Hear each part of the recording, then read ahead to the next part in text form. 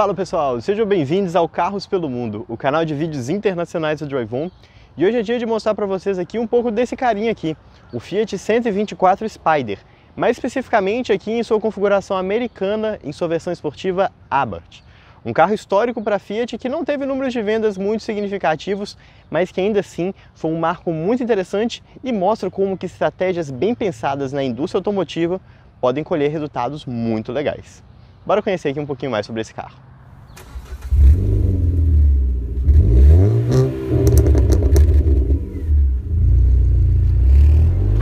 E apesar do nome 124 Spider não significar muita coisa para nós brasileiros, ele é um carro que foi vendido já nos anos 60 a 80, com uma configuração de carroceria muito próxima a essa aqui, né? Um carro compacto, conversível de 2 lugares.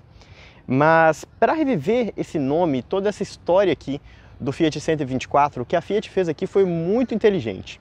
Eles sentaram junto com o time da Mazda para desenvolver um carro baseado no Mazda Miata, que é o roadster mais vendido hoje no mundo.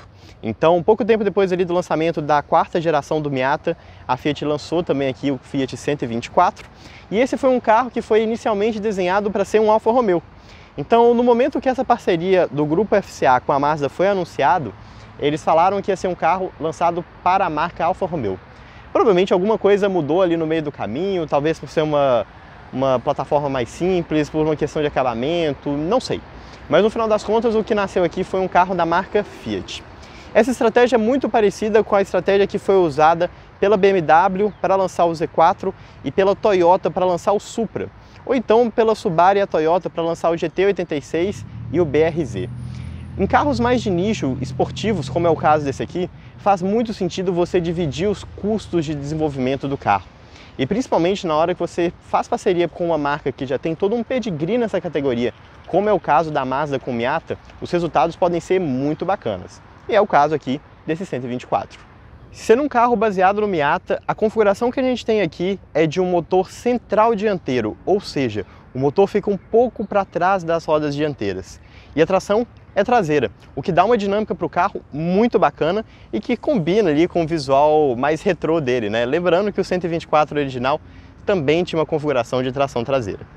As dimensões aqui do Fiat são um pouquinho maiores do que a gente tem no Miata, para dar um pouco mais desse capô alongado, né? Dessa visão aqui de um carro europeu, de um carro italiano, mas pelo lado de dentro ele é bem parecido. Daqui a pouco eu mostro para vocês. Outra diferença bem significativa que a gente tem aqui é o motor. Enquanto no Miata a gente tem motores 1.5 e 2.0 aspirados com câmbio manual ou automático, aqui a Fiat não quis ir pelos conjuntos mecânicos da Mazda. Eles foram para um conjunto mecânico realmente da Fiat. E por baixo do capô, um velho conhecido, o motor 1.4 Multi-Air. Mesmo motor que é usado também pelo Fiat 500 Abarth, que é basicamente um motor Fire Turbo, muito parecido ali com o motor T-Jet. E esse motor aqui, ele entrega cerca de 160 cavalos, o que é um desempenho bem bacana. E isso, independente de ser a versão Classic ou a versão Abarth. Aqui no mercado americano, eles optaram por fazer uma versão mais amansada do carro, tanto que ela não tem o nome Abarth mesmo, ela tem o nome Elaborazione Abarth. É mais ou menos uma solução parecida com o Fastback Limited Power by Abarth, né? É um carro que não tem o mesmo pedigree do modelo Abarth propriamente dito, que é vendido na Europa, mas ele tem algumas configurações diferentes, não só no visual, mas também na mecânica, para deixar o carro um pouquinho mais afinado dinamicamente. Eu acho que é uma coisa que faz sentido aqui, pensando que é um carro que não tem grandes volumes. E na logística, isso faz ainda mais sentido, porque esse carro aqui é fabricado em Hiroshima, lá no Japão, ao lado do Mazda MX-5. Na versão americana aqui, seja a Classic ou a Elaborazione Abarth, o que faz é pegar o carro lá no Japão e trazer aqui para os Estados Unidos, tudo muito simples. Mas para o carro fabricado ali com a marca Abarth propriamente dita e vendido na Europa, o que a gente tem é um carro que sai lá de Hiroshima, é levado para a Itália, na Itália ele é mexido para virar um carro Abarth e aí depois ele é vendido. Se você faz isso para vender o carro ali na própria Itália ou então no Reino Unido, alguma coisa do tipo, beleza, dá para fazer. Agora imagina pegar um carro, tirar ele do Japão, levar ele para a Itália, da Itália levar para os Estados Unidos. Isso faria com que o carro fosse caro e talvez inviabilizaria um pouco ter essa versão esportiva aqui. De qualquer modo, apesar de não ser a versão Abarth propriamente dito, é indiscutível que a gente tem aqui um carro super esportivo, um carro muito gostoso e muito afinado de dirigir. E a transmissão aqui pode ser uma transmissão manual de 6 marchas ou então uma automática de 6 marchas. Essa transmissão automática, que é o que está equipado aqui no carro e é o mais comum no mercado americano, é o mesmo câmbio Aisin de origem Toyota, que é usado em outros carros da FCA, como por exemplo o próprio Pulse e Abarth. Então não é um câmbio novo, não é um câmbio rápido, mas é um câmbio que ficou muito bem casado com esse carro aqui. E com umas características bem próprias, bem diferentes do que a gente encontra no Pulse e também no Cinquecento. Daqui a pouco, na hora que a gente der uma voltinha, eu falo um pouquinho mais para vocês. Mas reparem, como a gente está falando de um carro Elaborazione Abarth, não Abarth propriamente dito, a gente tem algumas coisas bem estranhas aqui. E começando aqui pelo lado de fora, tudo bem. A gente tem a marca Abarth ali, a gente tem calotinha aqui na roda com a logo da Abarth também, né, com o escorpiãozinho, o que faz sentido para um carro que leva esse pedigree da marca. Mas lá por dentro a história é um pouquinho diferente. A começar pelo volante, que reparem, tem a logo da Fiat aqui no centro, não a logo da Abarth como a gente encontra no Cinquecento ou, por exemplo, no Pulse. E isso não é uma questão de eles deixaram aqui porque eles queriam que fosse Fiat.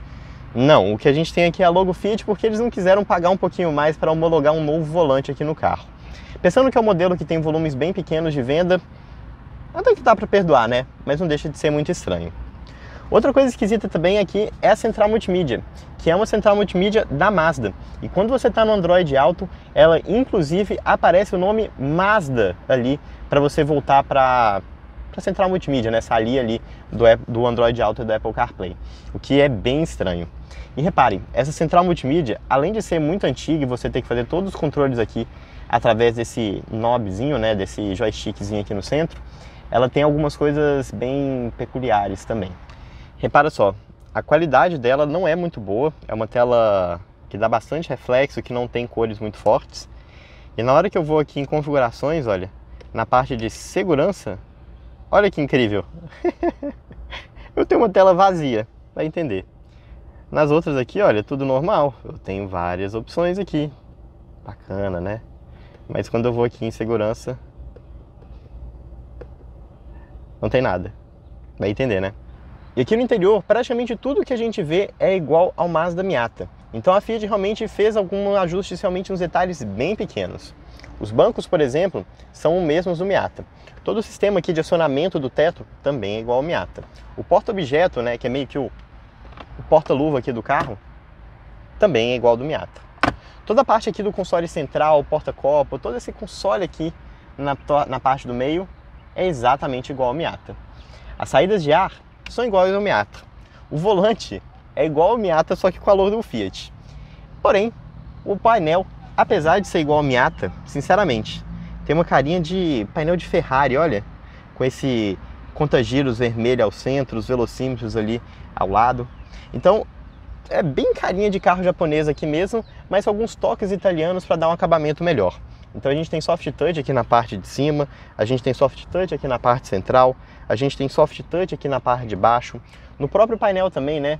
A gente tem aqui, olha, tudo em soft touch, aqui em um plástico liso preto, né, para trazer um pouco dessa esportividade. E aqui a gente tem uma parte toda em vinil, olha, com uma costura vermelha. Então, apesar de ser um interior 100% de Mazda Miata em todos os elementos, ainda assim é um carro que tem aquele toquezinho italiano para dar uma sensação de conforto e acabamento um pouquinho melhor. Muitas pessoas, quando comparam aqui o Fiat ao Miata, falam exatamente disso. O Miata é um carro um pouquinho mais preciso, um pouquinho menor, um pouquinho mais gostoso de dirigir, mas aqui, por outro lado, a gente tem um motor mais potente e a gente tem um acabamento também um pouquinho melhor. O que eu não duvido, afinal de contas, os carros da Mazda e de outras marcas japonesas, como Suzuki, Subaru e Mitsubishi, são todos muito simples, né? Então a Fiat fez uma coisinha a mais aqui para tentar dar uma diferenciada no carro. Mas sendo um carro conversível, o espaço aqui realmente não é o ponto forte. Olha como que eu fico próximo da cabeça aqui, como que o banco fica próximo de mim. É um carro bem apertadinho, realmente bem compacto aqui por dentro, que vai agradar muita gente, mas não todo mundo. Daqui a pouco eu conto um pouquinho mais aqui sobre os ajustes que a gente tem para manter a ergonomia do carro um pouquinho melhor. E apesar do interior ser exatamente igual ao Miata, né, ele é um carro mais alongado, como eu comentei com vocês. Então aqui no porta-mala a gente tem mais espaço do que a gente teria no modelo da Mazda. O que significa que a gente tem incríveis 140 litros. Continua sendo um porta-mala bem pequenininho, nem diria que é um porta-mala, né? Tá mais para um porta-mochilas ou algo do tipo. Mas pensando que é um carro que tem essa proposta aqui de não ser um carro para viagens de família, afinal de contas é um carro até mesmo aqui de 2 lugares e tudo mais, eu acho que esse porta-mala é mais do que suficiente porque ele tem uma utilização muito boa. Então ele tem uma parte ali no meio que é mais funda, né? Um buraco ali no centro onde eu coloquei a minha mochila e dá para colocar uma mala de mão um pouquinho menor. E ainda assim, tirando por esse buraco, você ainda tem um espaço bom na parte de cima. Tudo é bem acabado na parte de dentro, tudo é bem acabado aqui na tampa também. E a abertura é elétrica, ela pode ser feita pela chave, através de um botão aqui na traseira, ou então através de um botão lá do lado direito do motorista. Então esse aqui é o Fiat 124 Spider Elaborazione Abarth. Um carro muito legal que agora vocês já conhecem pelo lado de fora, pelo lado de dentro, já sabem que a gente tem um motor 1.4 e câmbio automático aqui por baixo do capô, mas como que é a sensação de dirigir aqui o carinhosamente apelidado de Fiata, meio Fiat, meio Miata. Bora lá?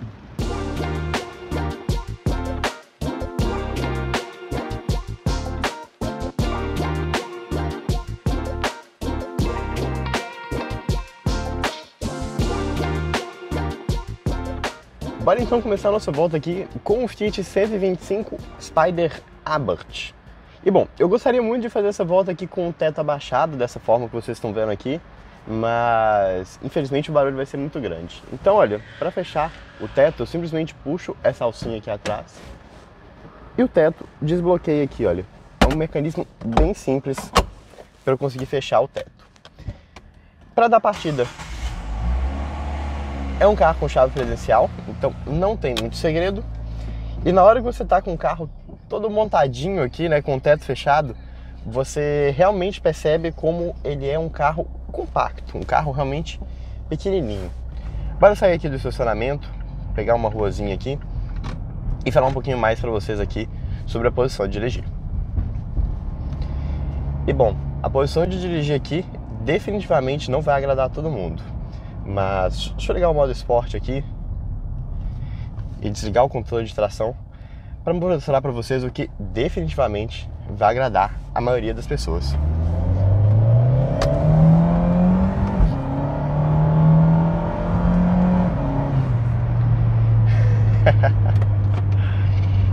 É um carro bem esportivinho de dirigir. Realmente é um carro compacto. É um carro que tem as suas limitações, é óbvio, mas é um carro com uma dirigibilidade, uma dinâmica realmente invejável. Muitas pessoas dizem, né, especialistas que já dirigiram ele, o Miata várias vezes, que a dinâmica dele não é tão precisa como a gente encontra no compacto da Mazda. Mas por outro lado, apesar de não ter uma dinâmica tão precisa, o que a gente tem aqui é um motor bem mais forte. Enquanto lá a gente tem um motor 2.0 aspirado, muito linear, mas que não tenha uma pancada de torque que tem um motor turbo, aqui definitivamente você encontra isso. Então o motor, como eu comentei com vocês, né, 160 cavalos, mesmo motor que a gente tem ali no 125 Abarth, que a gente também tem outras aplicações aqui desse motor 1.4 turbo do grupo FCA. Então óbvio, longe de ser um carro extremamente potente ou qualquer coisa do tipo, mas a gente está falando de um carro que pesa cerca de mil e poucos quilos. Então ele é um carro ágil, ele é um carro que tem respostas boas. E o câmbio aqui, ao contrário do Mazda, né, que tem um câmbio um pouquinho mais lento, a gente tem um câmbio Aisin. É o mesmo câmbio que é usado nos carros da Abarth hoje no Brasil também, né? Então é o mesmo câmbio que a gente tem no Fiat Pulse Abarth, é o mesmo câmbio que a gente tem também no Fastback Power by Abarth e tudo mais. E é um câmbio antigo, é um câmbio Aisin de origem Toyota, mas é um câmbio que nesse carro aqui tem uma configuração muito diferente de todos os outros Fiat que eu já dirigi. É um câmbio que tem respostas muito mais rápidas aqui, né? Ele mantém os giros muito mais altos, o que sinceramente me incomodou um pouquinho aqui na direção da cidade. Então é um carro que vai trocar ali de segunda para terceira, por exemplo, na faixa dos 2.500 RPM. É um carro que vai sempre manter as rotações bem mais altas do que seria necessário para andar aqui na cidade. Se fosse para fazer uma aposta de por que a Fiat optou por colocar um câmbio que mantém rotações tão altas aqui nesse carro, eu diria que é para tirar um pouco dessa sensação do turbo lag e colocar um pouco mais a sensação de um carro aspirado. É uma questão ali de vantagens e desvantagens, né? Como é um carro que tem uma proposta menos esportiva do que um Cinquecento, mais de um Grand Tour, né? Um carro um pouco mais feito para você viajar, pegar a estrada e tudo mais, câmbios que esticam um pouquinho mais a marcha, que dão uma sensação de potência maior e que também é um câmbio mais longo também de relações, combinam com o carro aqui. Acho que não ficou fora do personagem, não. E ó, mais uma vez,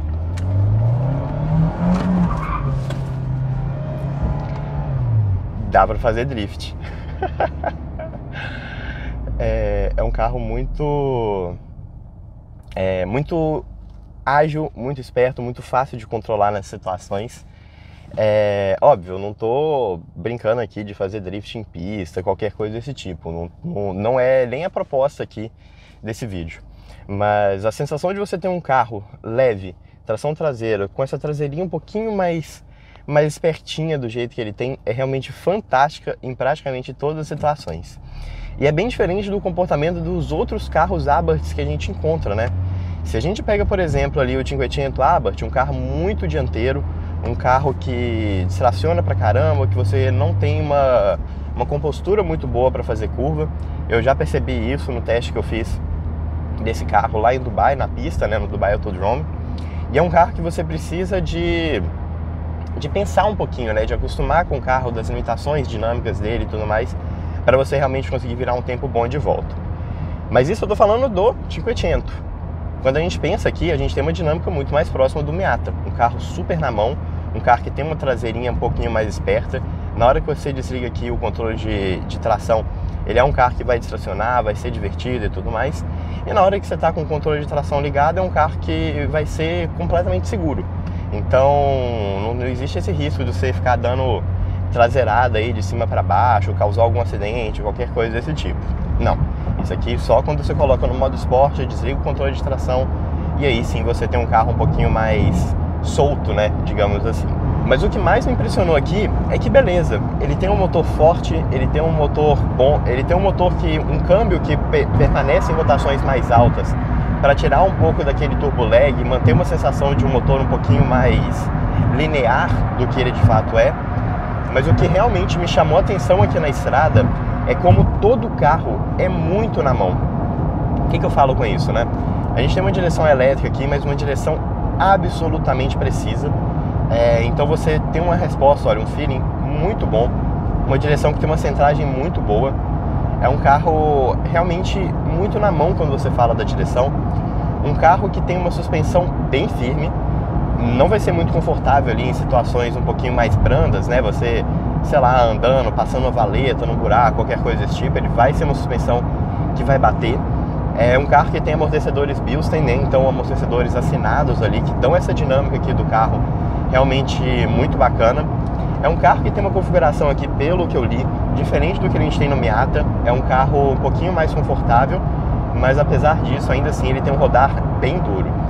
Para essas highways aqui, para as estradas americanas, para as ruas em boas condições que a gente está tendo aqui, é um carro perfeitamente aceitável, não senti problema a qualquer momento, achei desconfortável qualquer coisa do tipo.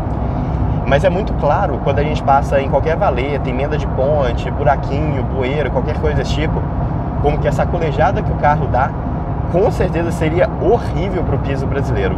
E por ser um carro um pouquinho mais alongado do que o Miata, né, na frente e atrás, provavelmente, além de ser um carro que seria desconfortável, também seria um carro que faria muito estrago em valetas e quebra-molas. Aquelas lambidas na frente, na traseira, coisas desse tipo, que aqui nos Estados Unidos a gente não percebe, mas num solo lunar e cheio de emendas igual que a gente tem no Brasil, é bem provável que fosse ser um baita problema para o carro. E bom, falando um pouquinho sobre acelerador de freio, a gente tem um carro aqui com um freio bem dosado, não senti qualquer problema nisso.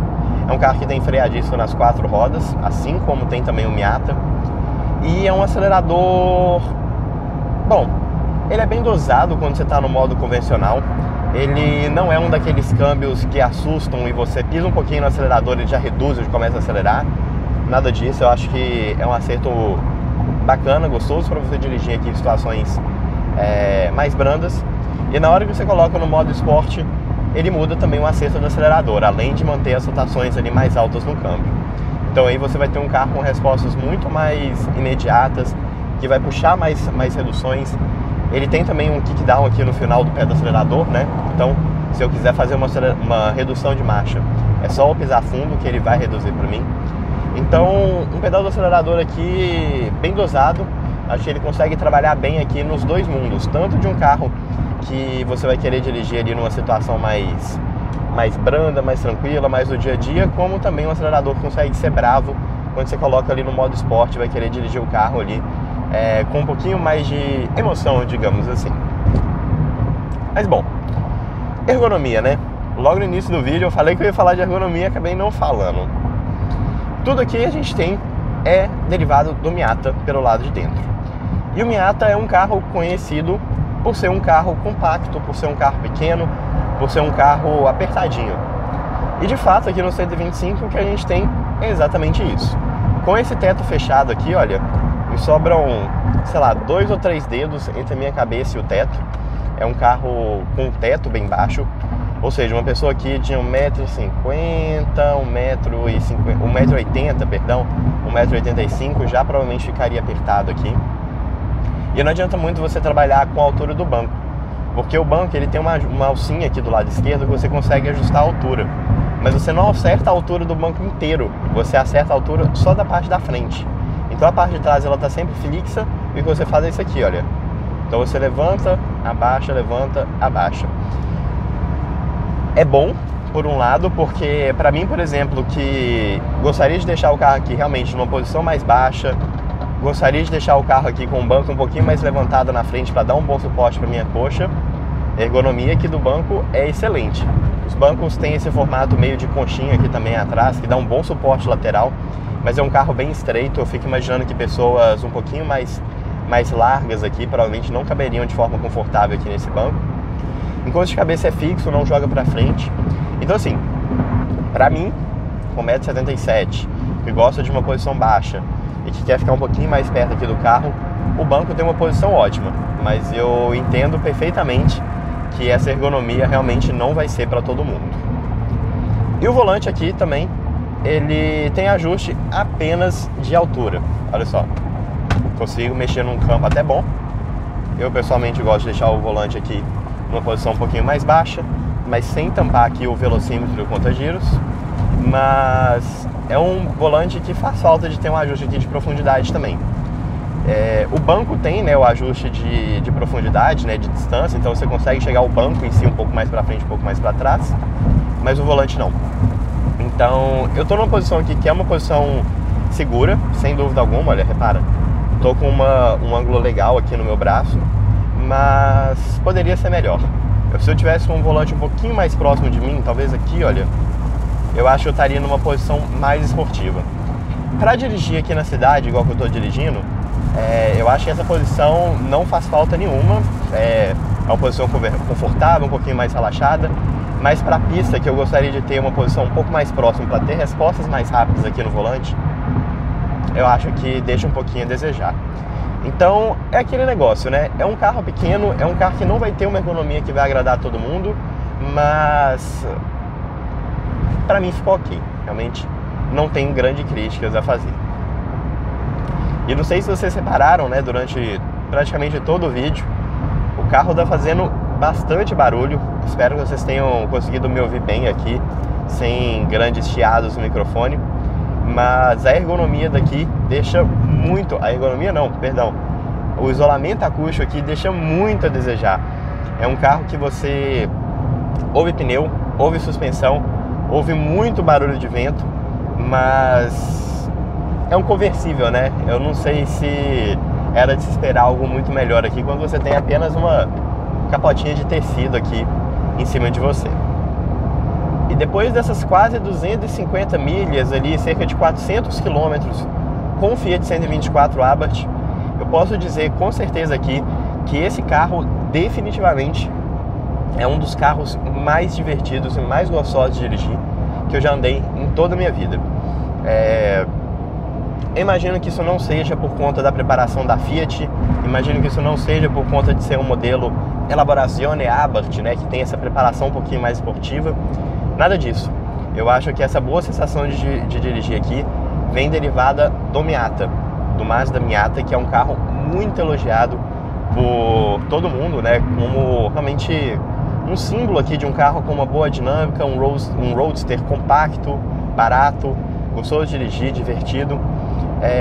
Então a base que a Fiat usou aqui foi muito boa, né? Não é à toa que esse carro ele inicialmente era desenhado para ser um modelo da Alfa Romeo e depois acabou mudando para um Fiat.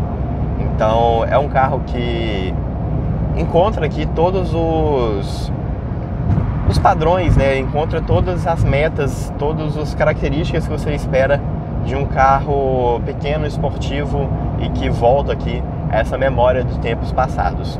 Definitivamente esse aqui é um carro que entrou na minha lista, talvez ali dos top 5 carros favoritos que eu já dirigi em toda a minha vida.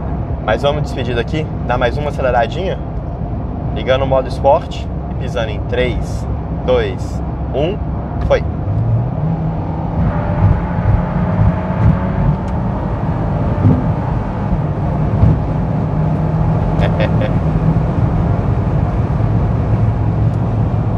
Desligando novamente. Carrinho bacana, viu? Nossa senhora! E eu esperei aqui até o final do vídeo para mostrar para vocês o 124 com capota fechada. E olha, eu acho que nessa configuração aqui ele fica ainda mais com cara de Miata, né? Essa capota ela é meio pequena demais, eu não sei se combina muito com o resto do carro.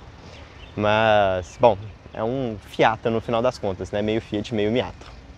E no final desses vídeos aqui que eu gravo fora do Brasil, aqui para o Carros pelo Mundo, geralmente eu sempre comento se o carro faz ou não sentido no nosso mercado brasileiro, se esse carro deveria ter chegado para lá. E ele chegou a ser um carro que veio para o Brasil, mas não para ser vendido, ele veio para ser exibido no Salão do Automóvel, ele veio para ser um carro de teste lá para rodar dentro da fábrica da Fiat em Betim. E eu acho que é um carro que nunca foi homologado, patenteado, emplacado, qualquer coisa dentro do Brasil. Então, não sei, eu acho que a Fiat nunca levou esse carro como um projeto que poderia fazer sentido dentro do mercado brasileiro. E a impressão que fica aqui para mim é que é um carro que não fazia sentido em lugar nenhum, para falar a verdade. Não é um projeto que é rentável, sem dúvida. Não é um carro que teve números de vendas muito significativos, sem dúvida. Mas é um carro que talvez tenha sido criado como um carro de imagem, né? Um carro-chefe aqui para o mercado americano.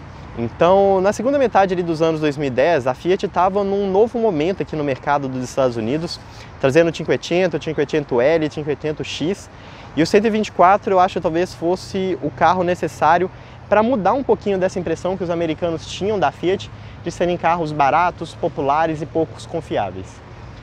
O 124 conseguiu mudar isso? Não. Tanto que a Fiat, pela segunda vez, está saindo aqui do mercado americano, né? Saiu ali em 2020.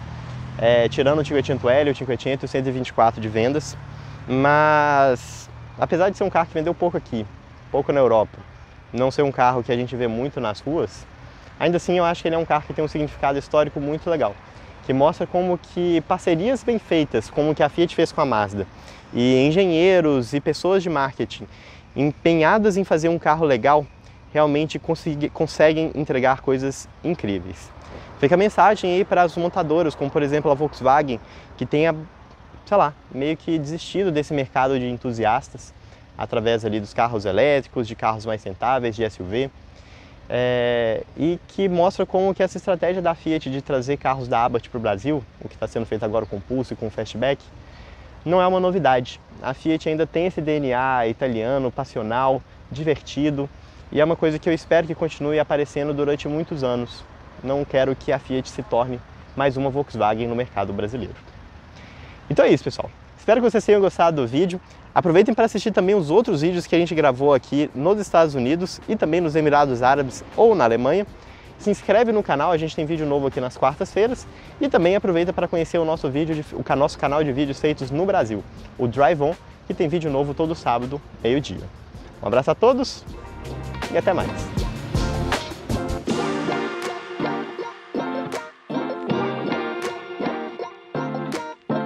Se você gostou do vídeo, não deixe de se inscrever aqui no canal, clicando no ícone branco. E também, não deixe de conhecer o nosso canal de avaliações de carros feitos no Brasil, clicando no ícone preto.